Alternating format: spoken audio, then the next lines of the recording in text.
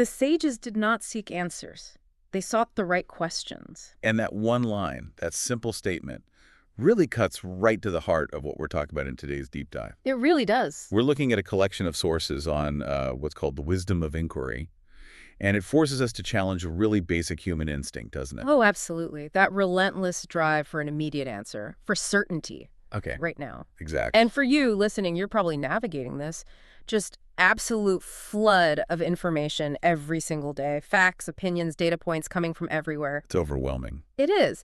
So this deep dive, which is based on these powerful excerpts from the wisdom of the sages, inquiry over assumption, it's not about giving you another conclusion to add to the pile. It's about getting to the very foundation of how knowledge is built in the first place. And what's so compelling, I think, is that the source material points to a specific a turning point in ancient thought. A turning point. Yeah, it's a shift away from just, accumulating more things to know more facts, more data. Right, the sheer volume of knowing. Yes, that.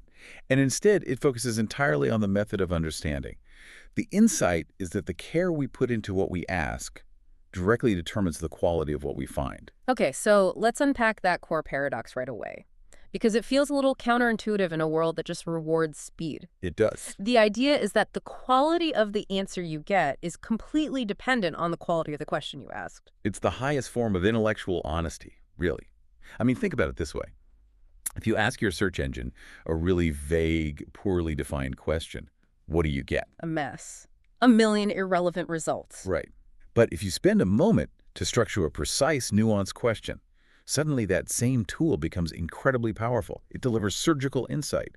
The sages were just applying that principle to the universe itself. So this is the choice they made. Inquiry over assumption. What does that actually look like? Because it feels like we're constantly assuming things before we even ask. Well, assumption is. It's the comfort of confirmation bias, right? It's walking into a situation demanding that the solution fit what you already believe. So if you assume failure... You ask, whose fault is this? But if you choose inquiry, you ask, what's the mechanism here that's preventing success? One's a dead end. The other is a pathway to discovery. And the sources use this really beautiful phrase for the mindset of the sages. They were in a state of quiet resolve. I love that phrase. It's not aggressive, is it? Not at all. It's not a loud demand. It's focused, dedicated energy, but it's channeled into structuring the search itself. And that quiet resolve is such a powerful contrast to our modern default, which is often just high anxiety when we're faced with uncertainty. Definitely. When we don't know something, the instinct is to get frustrated or to lash out and demand a simple, fixed explanation. We want to put things in a box so we can move on. But the sources say the sages did the complete opposite. They didn't accuse the universe of being confusing or unfair. They just accepted the state of not knowing as a necessary fertile ground for real discovery. They simply asked. This is such a crucial distinction for you, the learner. By taking on this stance, inquiry over assumption, you immediately shift. You're no longer just a passive consumer of all this information. You become the architect of your own understanding. Exactly. You're not just taking in facts, you're shaping the very search process. You're deciding what truly matters. It changes everything. It really does. And that leads us perfectly into the second layer here, which goes beyond just intellectual strategy and gets into the human element of it all. And this is where it gets really insightful, because the sources frame the act of asking a real question as an act of profound humility. Yes, our material specifically points to the Devi Bhagavatham, which is this ancient epic text. It's focused on cosmic reality, the divine. Very big picture stuff. And even there. Exactly. Even in a text exploring the very nature of existence, the path to wisdom isn't through some rigid dogma. It's through questioning. And that questioning is born of humility. We should probably define what they mean by humility here, because in our modern world, it can sound like weakness. Right, like self-effacement or something. Yeah. But the sources are clear. This is not weakness. This humility is pure readiness. Readiness. It's the ultimate sign of intellectual strength. It means you are ready to truly listen.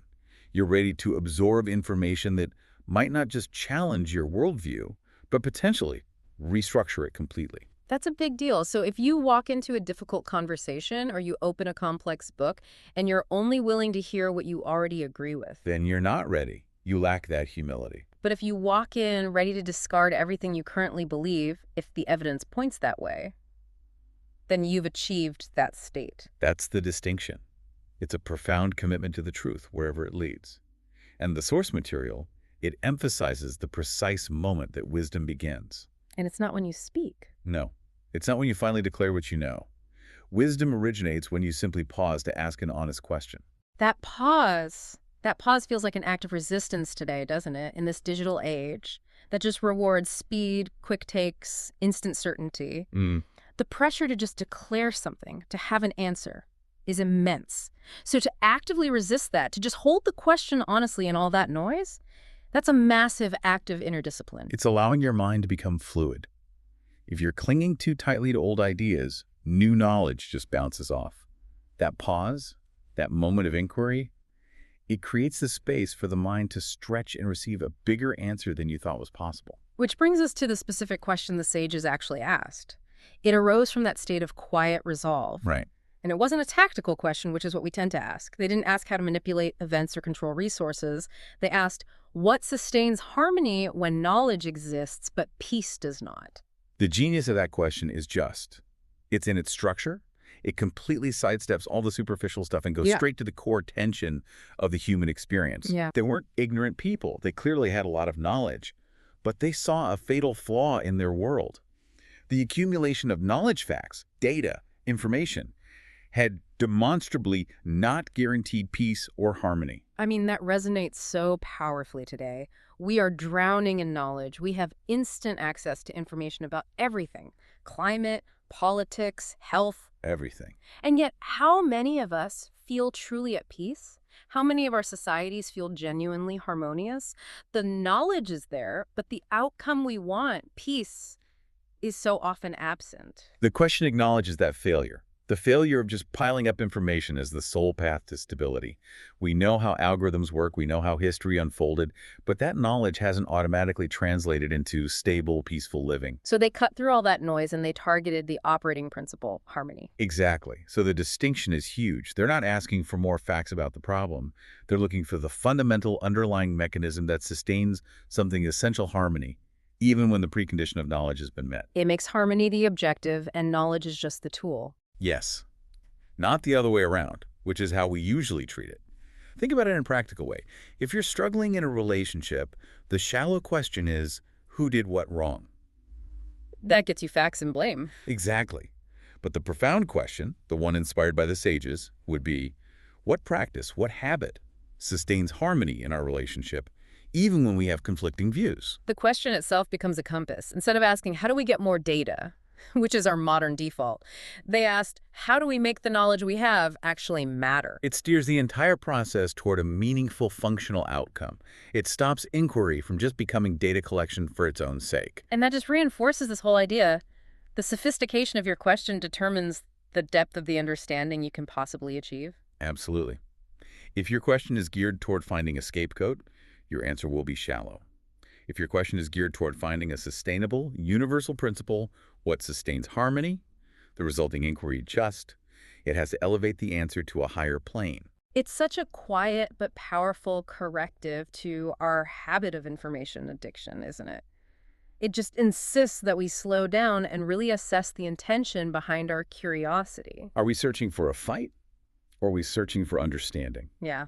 Are we searching for certainty, or are we searching for function? It forces that deep introspection about the why of our searching. And that's the starting point for all wisdom. So as we close this deep dive, let's just reflect on those 3 core principles we've distilled from the sources and just let them settle. The first, of course, is that questions shape the depth of our understanding. The quality of your inquiry dictates the quality of your discovery. Second, we learn that inquiry isn't a sign of doubt or weakness. It's a sign of wisdom. It signifies that state of absolute readiness needed for real learning. And finally, that true listening begins where certainty ends. If you start an inquiry convinced you already know the answer, you've already closed the door to anything greater. And the sources offer this powerful hint that takes this whole process beyond just pure intellect, beyond calculation. The sage's core question: what sustains harmony when knowledge exists but peace does not? It doesn't lead to an answer you can just find in a history book. No, it opens a specific doorway, one that leads beyond intellect alone. It suggests that genuine, heartfelt inquiry, born from that quiet resolve and readiness. It evokes a deeper, almost cosmic A response, cosmic like a response. quiet hint that there's a pattern in the universe that responds not to the demand for answers, but to the humility of a truly profound question. So we encourage you to just observe the quality of the questions you asked today, both of yourself and of others. Are they focused on immediate certainty, or are they aimed at discovering a sustained harmony? Thank you for joining us for this reflective deep dive.